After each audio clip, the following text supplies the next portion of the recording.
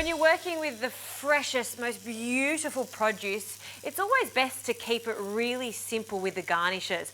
I'm going to be cooking these gorgeous King George whitings, probably one of my favourite eating fish. Now I've scaled these and gutted them, and I'm going to add just one herb to this. This is lemon thyme.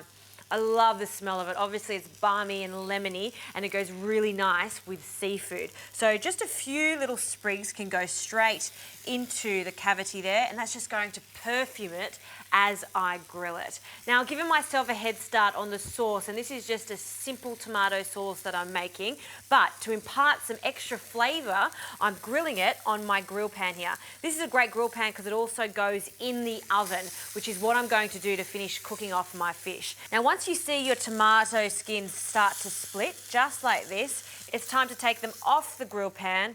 I'll place them onto a plate and then just cover them with some cling film, and this will just sweat them and make it so much easier to take those skins off. Now I need to oil these, so some good quality extra virgin olive oil. So this grill is hot, and you can see it's hot because my thermo spot is a solid red colour. We'll pop these on. These are going to get a nice char grilled colour on both sides. And I've got a nice large grill pan so I can fit the whole fish on it.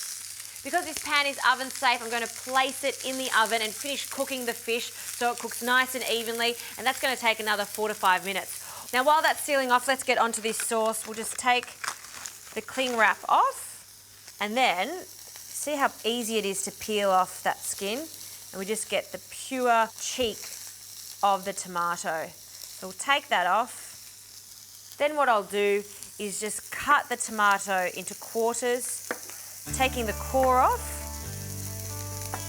and some of the seeds, I don't want it to be too watery.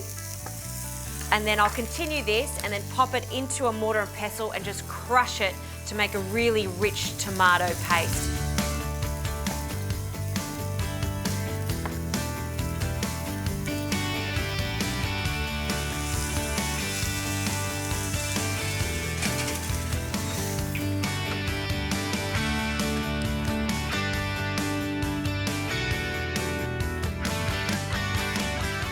All right, that took no time at all. You can see we've got beautiful grill marks on the fish, and the skin has stayed intact. So now to finish off this sauce, we'll just let that sit there for a moment.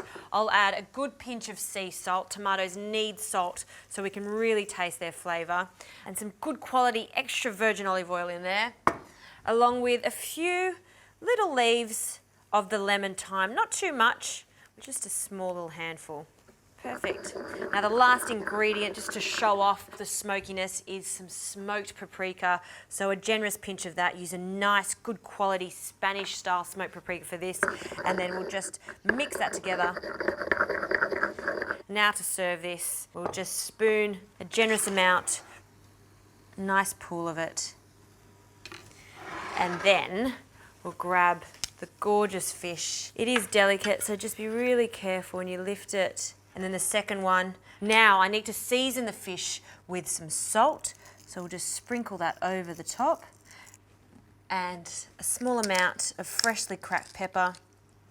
And now for a hint of acid, some good old lemon works a treat. So we'll just cut that in half, squeeze that lemon all over that fish, and then dig in. And I always like to start from the top of the fish here, and then just slowly peel that fish away from the bone.